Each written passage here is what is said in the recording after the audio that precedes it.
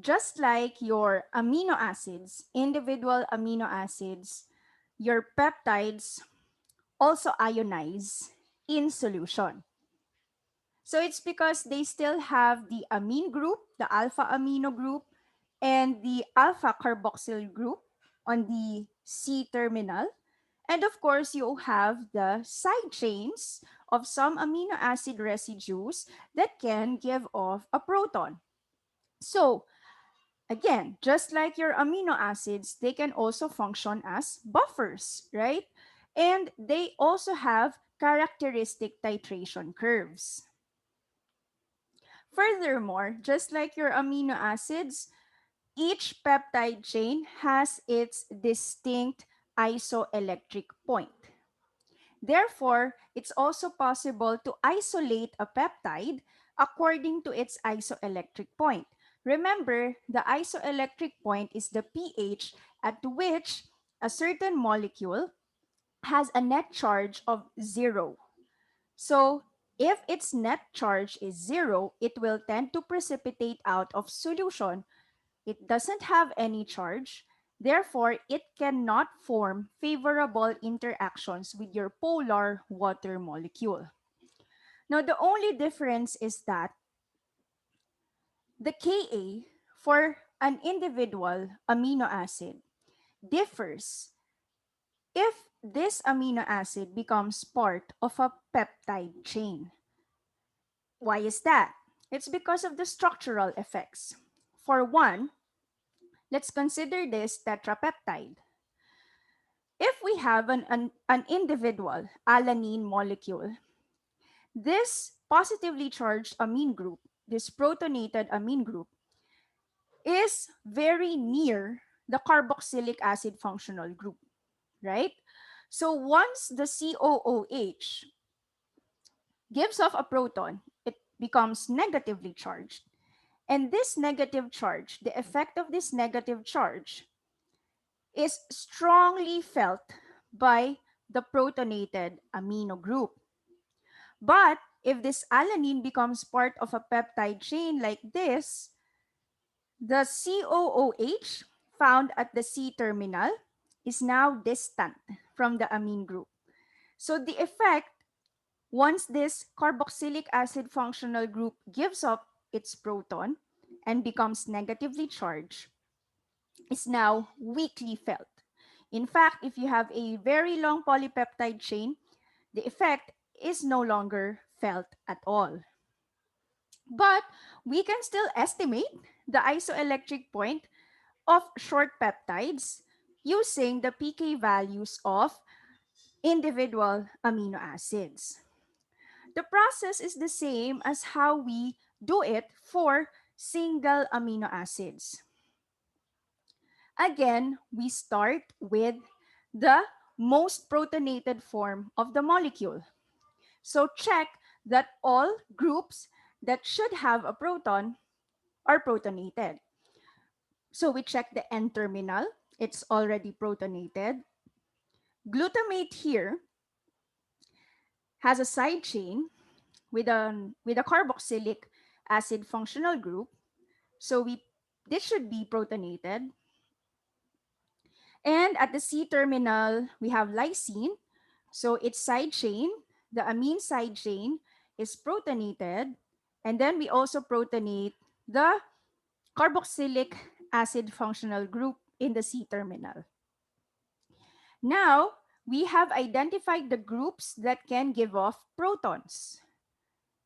This one, this one, this one, and this one. So now we look for their corresponding pK values in your pK table. So we look for the pK for the alpha amino group of alanine. So that's 9.69. So we just write it beside.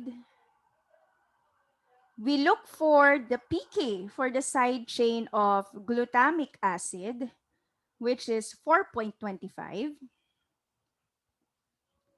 We look for the pK for the side chain of lysine, which is 10.53.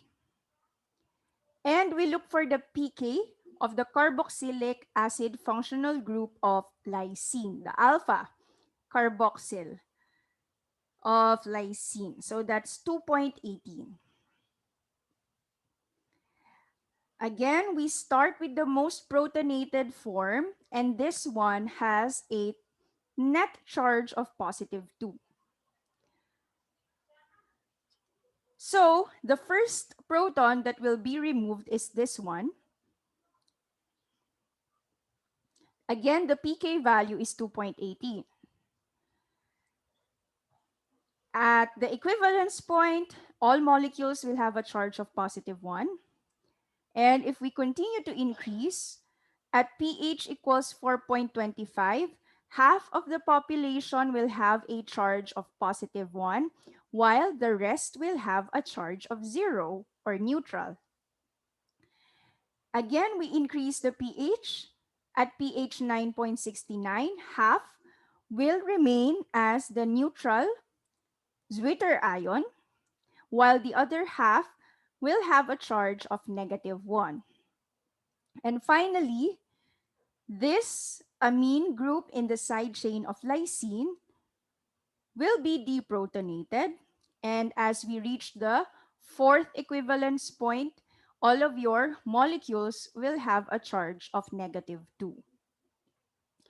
So we see that the pK values flanking your Zwitter ion, the molecule with the net charge of 0, are 4.25 and 9.69. So we get the PI again by getting the average of these two pK values. And the average is 6.97. Again, this is not an accurate isoelectric point value.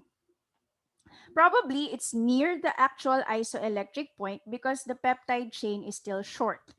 Again, for long peptide chains, especially your polypeptides and or your proteins, these pK values are no longer reliable.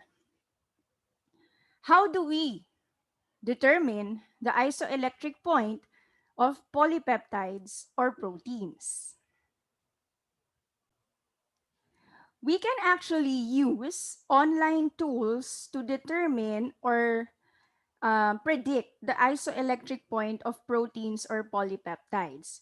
So these tools are usually based on some experimental data plus computational approaches. So these are semi-empirical methods. So an example which is commonly used is the XPASI, which is one of the tools created by this database called UniProt. So this database was created, I think, by three research institutes. So how do we use the XPASI tool? What you need is just the amino acid sequence of your protein, and you can actually search for them in this database.